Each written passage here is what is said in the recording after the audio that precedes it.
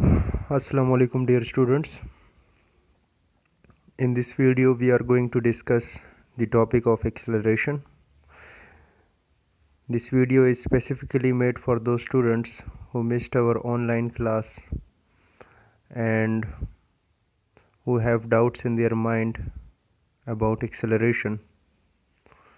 Similarly, some students have network problems due to which my voice lags in online classes. So this video is specially made for those students. Okay, so acceleration, change in velocity per unit time, is called acceleration.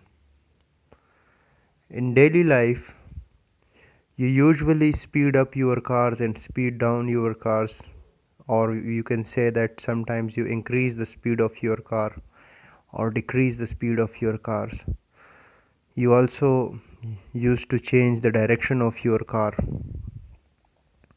So the speeding up and speeding down the car, and similarly the changing the direction of the car, is termed as acceleration. The accelerator in your car is for a purpose to accelerate the car. It is used to change the speed of the car, right? So if you define it in physics, its scientific definition is change in velocity per unit time is called acceleration, right? And it is represented by a vector. It is a vector quantity. It means that direction also matters in case of acceleration. The formula for acceleration is a equals to final velocity minus initial velocity divided by time. Or if we write it symbolically, then it will be a vector equals to Vf. Vf means final velocity minus Vi. Vi means initial velocity divided by time. Its unit is meters per second square. Now, let me give you an example. For example, this is a road and a car is going on it, right? And we want to find its acceleration between the point A and point B. So we will note its speed on point A and point B. The speed on point A will be known as initial velocity, and the velocity on point B will be termed as final velocity, right?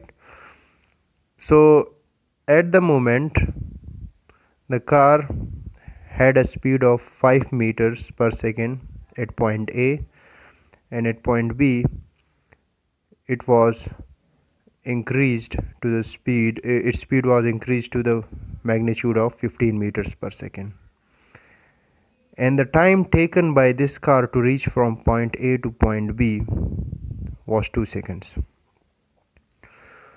And we are asked to find the acceleration in this case. So we will write the formula A equals to Vf minus Vi divided by T, equals to, in place of Vf means final velocity, so this is our final velocity, we will put 15, minus Vi. Vi is 5 meters per second, so we put 5 divided by 2. Time is 2 seconds, so we put here 2, equals to 15 minus 5 comes out to be 10. 10 divided by 2 equals to 5 meters per second square. So in this case acceleration is 5 meters per second square, right? Now what is positive acceleration? An object with increasing speed is said to be accelerating positively. For example, in this case the acceleration is positive, right? It is positively accelerating. Now what is negative acceleration? When a body reduces its speed, right, that body is said to be having negatively accelerating, right. Negative acceleration is also known as retardation. Let me give you an example here. For example, if consider it to be a road, right, here at point A a body is having a speed of 15 meters per second. It approaches a breaker at point B, right, here it is a breaker, right, and its speed here is 5 meters per second, and the time taken in this process is 2 seconds, right. So we'll write the formula to find the acceleration. In this case, A equals to Vf minus Vi divided by T. Okay, here this is the initial velocity, and at point B this is the final velocity. So just look at this. In place of final velocity we will write 5 minus, in place of initial velocity we will write 15, and in place of T we will write 2. 15 minus 5 equals to minus 10 divided by 2, and its answer is minus 5 meters per second square.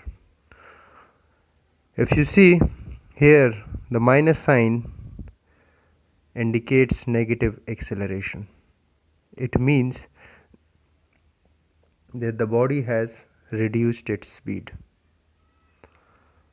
Now, a body with reducing speed doesn't always mean that it will accelerate negatively. This is a very special case in this topic, and we will also try to understand this case in physical classes, but let me try to explain it in front of you in this video, that how a body with reducing speed will have a positive acceleration, right.